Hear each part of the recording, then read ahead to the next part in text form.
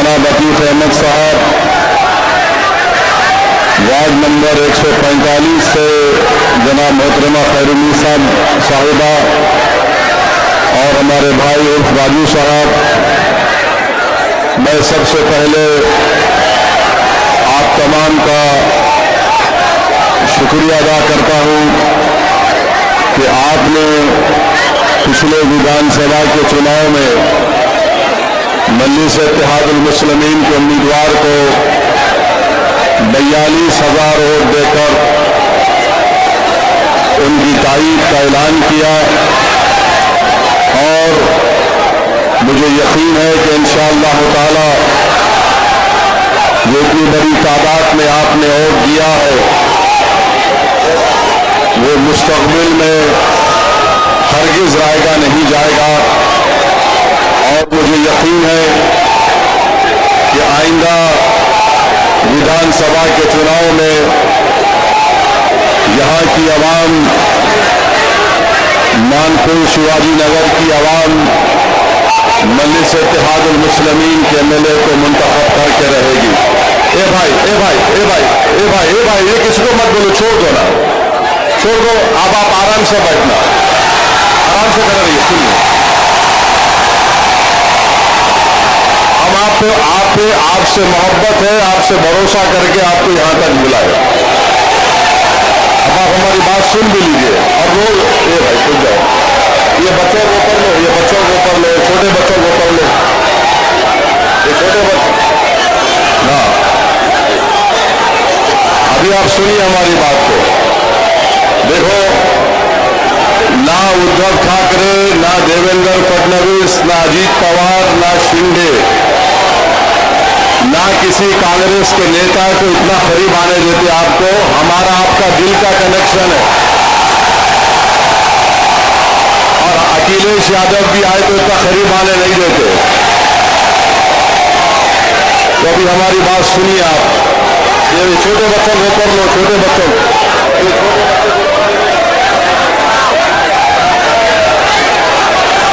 मेरे अजीज दोस्तों और बुजुर्गों, आपने जनाब अतीक साहब की बसीरत अफरोज किताब को सुना और आज हमने एक अवामी मैनिफेस्टो का इजरा अमल में लाया और हमने कहा कि 15 मुद्दों पर बात होगी। 15 जनवरी को शुरुआत होगी इंशाअल्लाह ताला। और 15 मुद्दे क्या है? साफ सुथरा गोवंडी, सफाई और साफ पीने का पानी, सड़कें, फुटपाथ को साफ रखना, अवामी सेहत और हेल्थ के मराकज़ को कायम करना, हंगामी और हिफाजती एम्बुलेंस की सर्विस, इमरजेंसी की सर्विस, टीका की लगाने की जिम्मेदारी, छठा सरसब्ज साफ और आलूदगी से पाक माहौल, 7वां बीएमसी स्कूलों में मियारी तालीम, 8वीं तलबा और नौजवानों के लिए ताउन, 9वां हुनरमंदी के तरक्की और रोजगार के मौके, 10वां मुंशियात से पाक यानी ड्रग्स से पाक गोवंडी, 11 रिहायशी और झुग्गी बस्तियों का तहफ़्फ़ुज़, 12 मालूमात, रहनुमाई और सेहत बेदारी मरकज़, 13 ख़वातीन की हिफाजत, 14 समाज कल्याण केंद्र, SKK और अवामी फलाही मराकज़ के गैर जरूरी चार्जेस पर कंट्रोल, 15 ईमानदारी, कर्ज पर हुक्मरानी और अवामी शिरकत। क्या आप इसको मंजूर करते हैं? क्या आप मजलिस के इस मैनिफेस्टो को मंजूर करते हैं जिसमें अतीक साहब की क़ियादत में कहा गया कि 15 मुद्दों पर बात होगी? तो क्या 15 जनवरी को शुरुआत होगी? क्या 15 जनवरी को शुरुआत होगी? मेरे अजीज दोस्तों और बुजुर्गों, मैं आपको ये बताने के लिए भी आया हूं कि जोनार में जो डंपिंग ग्राउंड है, क्या उसको खत्म करना चाहिए? नहीं खत्म करना चाहिए। जोनार में जो डंपिंग ग्राउंड है वो खत्म होना चाहिए, नहीं होना चाहिए। जितने लोग खत्म होना चाहते हैं मेरे साथ नारा लगाइए, नारे तकबीर। अब आप जनाब सुनिए, समाजवादी पार्टी के लोगों से आपको पूछना पड़ेगा कि 20 साल में आपने देवनार के डंपिंग ग्राउंड को खत्म क्यों नहीं किया, और इस डंपिंग ग्राउंड की वजह से यहां की जनता और आवाम में उनके फेफड़े खराब हो रहे हैं, बच्चों की जिंदगियां मुतासिर हो रही हैं, बुजुर्गों का जीना महाल हो चुका है। क्या आप चाहते कि एसएमएस एनवोकेनास बायोमेडिकल का वेस्ट पोल्यूशन का यहां पर डंपिंग खत्म हो? जानवरों को जलाकर, इंसानी जिस्म को जलाकर लाकर यहां पर फेंका जा रहा है इस इलाके में।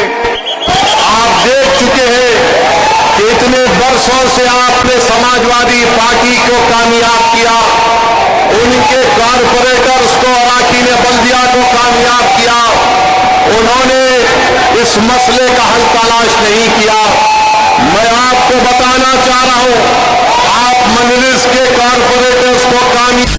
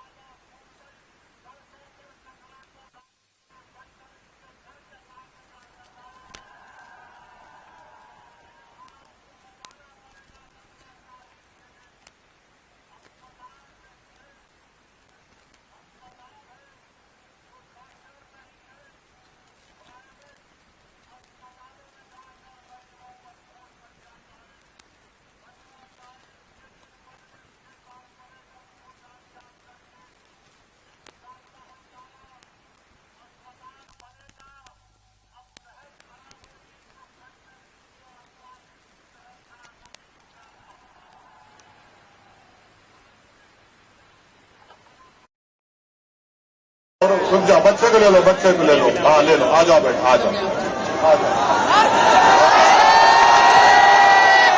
बच्चों के मुस्तकबिल के लिए आपको 15 तारीख को डालना है, इंशाअल्लाह होगा। चौथी बात, गवर्नमेंट स्कूल नहीं है, गवर्नमेंट स्कूल नहीं।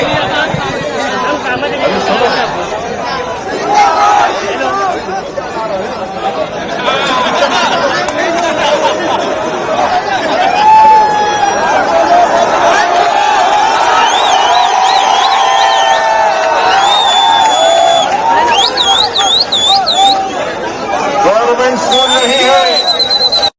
और हमारे भाई बता रहे थे कि वार्ड नंबर 135 में बैगनवाड़ी में जाना पड़ता है, शिवाजी नगर जाना पड़ता है बच्चों को।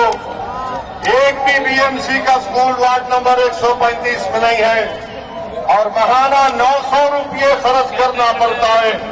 मैं आपसे वादा कर रहा हूं, आप वार्ड नंबर 135 से मजलिस इत्तेहादुल मुस्लिमीन के उम्मीदवार को कामयाब करिए। इंशाअल्लाह ताला गवर्नमेंट स्कूल खुलाया जाएगा। जो काम समाजवादी पार्टी ने नहीं किया, वो काम सही तरीके से सही राह पर ले जाने का काम अतीक की क़यादत में मजलिस इत्तेहादुल मुस्लिमीन करेगी। मेरे भाई, पानी की सप्लाई बराबर नहीं आती है और आप देखते हैं कि गोवंडी, शिवाजी नगर, मानखुर्द में बारिश होती है तो पानी जमा हो जाता है।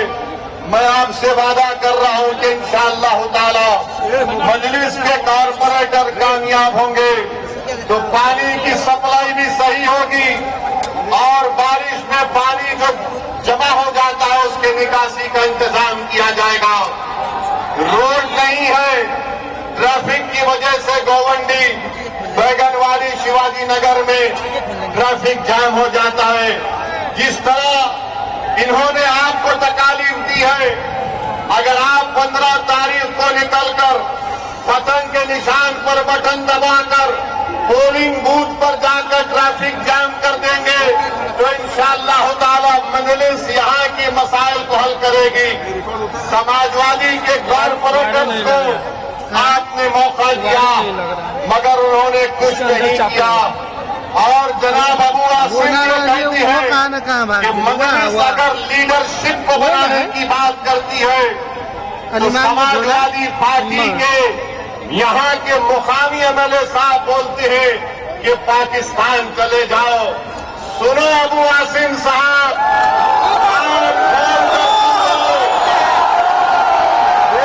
जब तक अल्लाह असदुद्दीन ओवैसी को जिंदा रखेगा इंशाअल्लाह ताला ना पाकिस्तान जाएंगे ना भारत को कमजोर होने देंगे और भारत को मजबूत बनाने के लिए भारत की सबसे मजलूम अगर कोई अक़लियत है तो मुसलमान है। किसी से नाइंसाफी की जाती है तो मुसलमान है। किसी के बच्चे स्कूल में नहीं पढ़ते तो मुसलमानों के बच्चे स्कूल में नहीं पढ़ते। किसी को अगर हुकूमत के जुल्म का शिकार होना पड़ता है तो मुसलमान होता है। आप कान खोलकर सुन लो, मुसलमानों की सियासी लीडरशिप बनेगी इंशाअल्लाह ताला। ये संविधान मुझे इस बात की इजाजत देता है। अब अबू आसिम साहब और अखिलेश यादव जानते हैं कि जिस दिन मुस्लिम अक़लियत की सियासी लीडरशिप बनेगी इनकी दुकान खत्म हो जाएगी। तुम्हारी दुकान बंद करेंगे जो तुम खून चूसते हो हमारा और आवाम का कोई फायदा नहीं करते। मेरे अजीज दोस्तों और बुजुर्गों, मैं आपको बताना चाह रहा हूं कि गोवंडी से अगर ड्रग्स का खात्मा करना है तो 15 तारीख को पठानकोट देना है। अगर गोवंडी शिवाजी नगर मानखुर्द के घरों को बचाना है स्लम रीडेवलपमेंट के नाम पर तो बटन के निशान पर आपको बटन दबाना पड़ेगा। मेरे अजीज दोस्तों और बुजुर्गों, मजलिस का पैगाम क्या है? सुन लो, कुछ नहीं होने वाला है, कुछ नहीं होने वाला। मजलिस का पैगाम क्या है? मजलिस का पैगाम इनफरादियत नहीं है, इंडिविजुअल नहीं है। मजलिस ये नहीं कहती कि एक शख्स को देखो, मजलिस कहती है इज्तिमाई कलेक्टिव की बात, कलेक्टिव रिस्पांसिबिलिटी की बात मजलिस इत्तेहाद और मुस्लिमीन करती है। समाजवादी बोलती है एक शख्स को दो। मैं क्या चाहता हूं कि मजलिस के प्लेटफॉर्म पर एक नहीं बल्कि 100 की तादाद में आपके दुआ और वोटों से जमीनी सतह से आपका लीडर पैदा हो जाए। ये काम में आपको ताउन करना है मेरे भाई। लीडरशिप को बनाना है जो आपकी आवाज में बात करेगा, जो आपके तकालीफ और मसाइल को बयान करेगा। और फिर जनाब अबू आसिम साहब ने इसी जगह पर एक प्रोग्राम किया और कहा 30 साल बेमिसाल। कहा था 30 साल बेमिसाल कहा था। अब मेरा जवाब अबू आसिम साहब आपके लिए है कि 20 साल गोवंडी बेहाल, जुर्म की रात लंबी, गुर्बत, तंगी और कचरे के पहाड़, ये अबू आसिम का कमाल। 30 साल बेमिसाल। कभी भाई सुनिए, कभी चलकर फिरते भी आप, कभी आंख से देखते यहाँ की बहाली को, कभी तुमने देवनार के डंपिंग ग्राउंड के बारे में बात की, कभी ड्रग्स के मसले पर तुमने देखा कि कैसे हल किया जाए। मैं जिम्मेदारी के साथ कह रहा हूँ, मैं यहाँ पर बैठकर मजलिस के इन तमाम 8 उम्मीदवारों की तकारीर को सुन रहा था। मैं आपको जिम्मेदारी के साथ बता रहा हूँ कि बहुत लंबे अरसे के बाद मैंने ऐसे काबिल उम्मीदवारों को देखा है। आपसे गुजारिश है, दरमंदाना भी है कि आप इन 8 उम्मीदवारों को बटन के निशान पर बटन दबाकर इस विधानसभा राज के वार्ड की तरक्की के लिए आपको कामयाब और कामरान करना है। और आप जानते हैं, वार्ड निकल जाते ना, आप जानते हैं मेरे भाई, ये देवेंद्र फडणवीस बार बार बोलते हैं ये ट्रिपल इंजन की सरकार है। मुंबई पब्लिक स्कूल से नटवर पार्क कंपाउंड में 2 साल लग गए रोड को बनाने के लिए। अरे फडणवीस साहब, ये कौन सा तुम्हारा ट्रिपल इंजन की सरकार है? मेरे अजीज दोस्तों और बुजुर्गों, मसाइल है और इंशाअल्लाह ताला आप मजलिस के उम्मीदवारों को कामयाब करिए। मुझे यकीन है कि इंशाअल्लाह ताला ये उम्मीदवार आपके काम करवाएंगे और हम इनके पीछे रहकर इनको पूरा इनके ऊपर नजर रखेंगे कि वो किस तरीके से काम कर रहे हैं या नहीं कर रहे हैं। और जो लोग ये समझ रहे हैं कि 42,000 को अतीक को हासिल हुए, ये गलती से हासिल हो गए।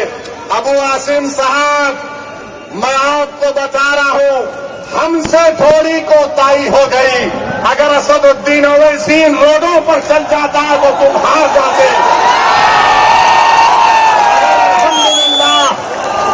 अब गोवंडी के मानकोट शिवाजी नगर के हर घर में पतंग पहुंच चुकी है, हर घर में मजलिस का पैगाम पहुंच चुका है। मेरे भाई, एक सियासतदान के लिए आपने 20 साल उसको वोट दिया। बताओ 20 साल में ये बर्बादी कर दी गई है आपके इलाकों में। अगर आप इंसाफ चाहते हैं तो मैं नौजवानों से अपील कर रहा हूं कि आप मजलिस इत्तेहादुल मुस्लिमीन को देकर कामयाब और कामरान करिए।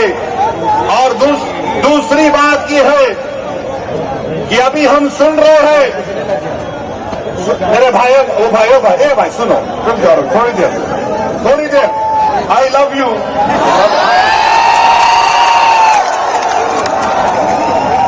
अभी हम सुन रहे हैं कि एक क्रिकेट टीम में बांग्लादेशी था, उसको हटा दिया गया। बराबर ये बांग्लादेश में हिंदुओं पर जुल्म हो रहा, मैंने भी उसकी मजम्मत की। मगर ये तो बताओ मोदी जी, अगर बांग्लादेश में किसी की मॉब लिंचिंग होती है तो आपको गुस्सा आता है, मगर महाराष्ट्र के जलगांव में जिस बच्चे को मारा गया था उसके ऊपर आपको गुस्सा क्यों नहीं आता मोदी जी, फडणवीस जी? सबसे पहली मॉब लिंचिंग 2014 में मोदी की हुकूमत बनने के बाद ऊना में मोहसिन शेख की हुई थी और जलगांव में सुलेमान पठान को उसी के दोस्तों ने मार मार कर उसको शहीद कर दिया। अगर बांग्लादेश में कोई हिंदू मरता है हम कंडम करते हैं, मारने वालों को जालिम कहते हैं। मारने वाले जिन्होंने जलगांव में सुलेमान पठान को कहा वो भी जालिम है, उनका भी कंडमनेशन होना चाहिए। बांग्लादेश हो या भारत हो, इंसान की जिंदगी इंसान होती है, हिंदू की भी जिंदगी होती है, मुसलमान की भी जिंदगी हो सकती है। और हम पूरे बीजेपी वाले आज टीवी पर बाजा बजा रहे, हमने एक प्लेयर को वापस कर दिया। अरे सुनो, तुम क्या सबको बेवकूफ बनाना चाहते हो? सुनो, एक क्रिकेट प्लेयर को निकाल दिया, पूरे बीजेपी वाले बोल रहे ये हमारे इत्तेहाद की कामयाबी हुई है।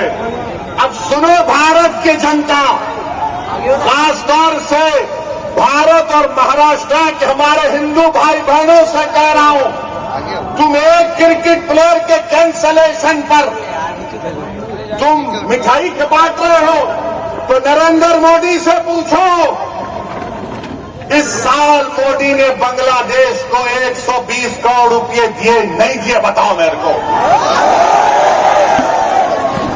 120 करोड़ रुपए 120 करोड़ ग्रांट और एक में दिए।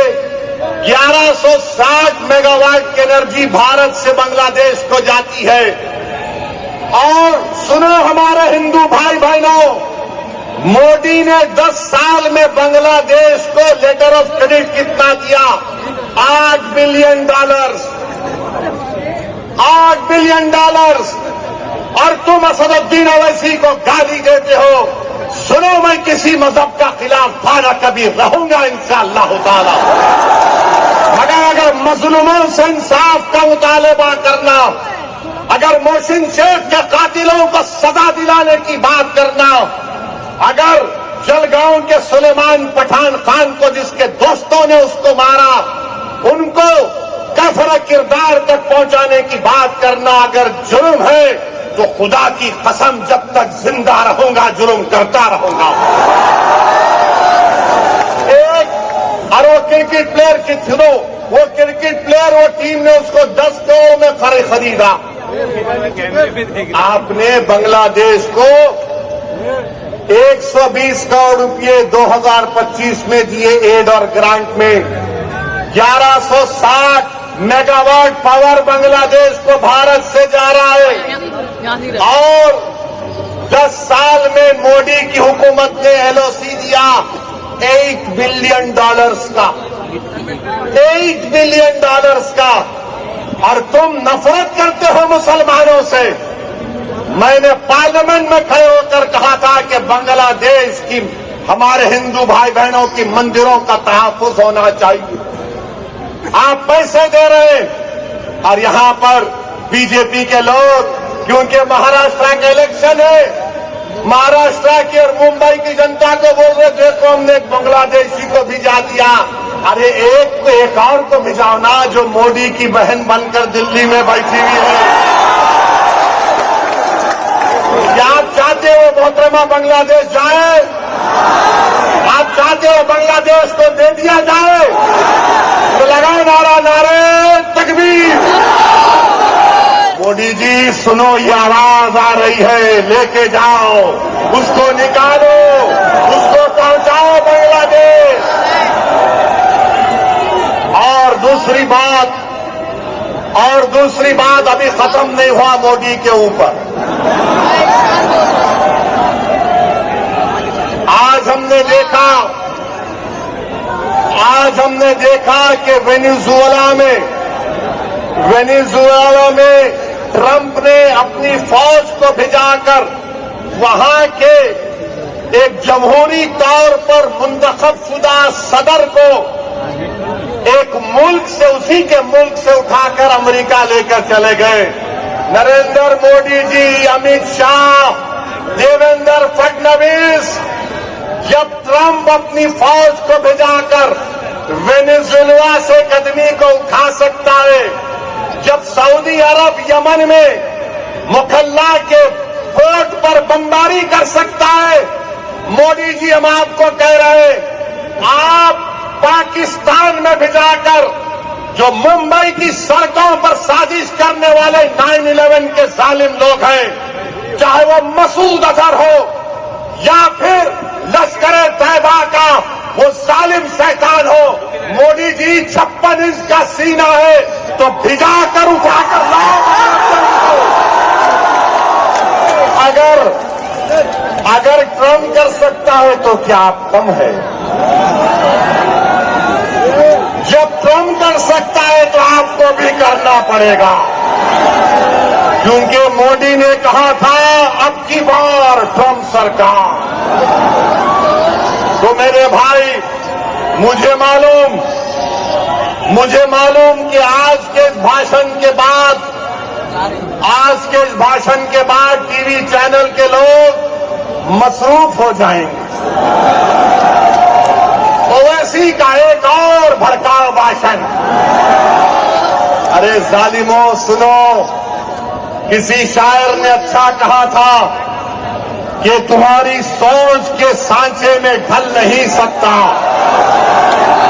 तुम्हारी सोच के सांचे में ढल नहीं सकता। जबान काट लो, लहजा बदल नहीं सकता, जबान काट लो, लहजा बदल नहीं सकता। और सुनो नरेंद्र मोदी, देवेंद्र फडणवीस और अखिलेश यादव, मुझे भी मोम का समझ रहे हो क्या? तुम क्या अबू आसिम साहब की तरह मुझे भी मोम का समझ रहे हो क्या? तुम्हारी लौ से ये लोहा पिघल नहीं सकता। तो मेरे अजीज दोस्तों और बुजुर्गों, अब आएंगे समाजवादी के लोग, उत्तर प्रदेश से भी आएंगे और आकर सिर्फ एक ही का नाम लेंगे, दूल्हे भाई आकर ये बोलकर गए थे। तो इनको पूछो, अगर समाजवादी पार्टी के तरफ से कोई एमपी आएगा तो एमपी से पूछो, जब भारत की पार्लियामेंट में वंदे मातरम पर बहस हो रही थी तो किसने भारत की पार्लियामेंट में खड़े होकर भारत के संविधान का हवाला देकर कहा था? मैंने कहा था कि भारत का जो आईन है, प्रियम्बल है, वो शुरू होता वी द पीपल के नाम से, भारत माता के नाम से शुरू नहीं होता। वो किसने भारत की पार्लियामेंट में खड़े होकर कहा था कि भारत का जो संविधान का आईन का प्रियम्बल है वो क्या कहता है? जिस वक्त संविधान को अपना रहे थे 24 जनवरी 1950 को, तो क्या कहा था? Liberty of thought, expression, belief, faith and worship कहा था हमने। और ये समाजवादी पार्टी के जितने एमपी खड़े होकर कह रहे थे, मैंने खड़े होकर कहा हम इस मुल्क के लिए अपनी जानों को कुर्बान करके और करते रहेंगे। मगर हमने कहा कि हम सिर्फ अल्लाह की इबादत करने वाले हैं, हम अपनी मां से बेइंतहा मोहब्बत करते। मेरी मां खुदा नहीं है, मेरा खुदा वो है जो जमीन और आसमान का खालिक है। मेरी बात का यकीन मत करो, उठाकर सुन लो यूट्यूब पर जितने समाजवादी पार्टी के एमपी तकरीर किए। मैंने कहा था इय्याका नाबुदु व इय्याका नस्तईन। तुमने क्या कहा था बताओ? भारत का संविधान मुझे इस बात की इजाजत देता है, ये समाजवादी पार्टी ने उत्तर प्रदेश में और महाराष्ट्र में जितना बेड़ा गर्क किया है मुस्लिम अक़लियत का, जितना इसमें बराबर का हाथ कांग्रेस का, शिवसेना का, राष्ट्रवादी कांग्रेस का है, बीजेपी का है, उतना भी हिस्सा समाजवादी पार्टी का भी है। याद रखो आप, ये तमाम नहीं चाहते कि तुम्हारे दिल में जो तकलीफ है तुम्हारी जबान पर आ जाए। ये कभी नहीं चाहते कि तुम्हारे जो ख्वाब है उसको पूरा किया जाए। ये कभी नहीं चाहते कि तुमको साथ लाकर खड़ा किया जाए। ये कभी नहीं चाहते कि तुमको लीडर बनाया जाए। मजलिस का पैगाम ये है कि तुम साथ भी खड़े हो गए, तुम आंख में आंख डालकर जमहूरी तरीके से अपनी लड़ाई को लड़ोगे, तो क्या आप मजलिस को देंगे 15 तारीख को? 15 तारीख को पतंग के निशान पर बटन दबेगा तो लगाइए मेरे साथ नारा, नारे तकबीर, नारे तकबीर। अपने अपने सेलफोन की लाइट खोलकर पूरे जितने लोग हैं जो दीवारों पर खड़े हैं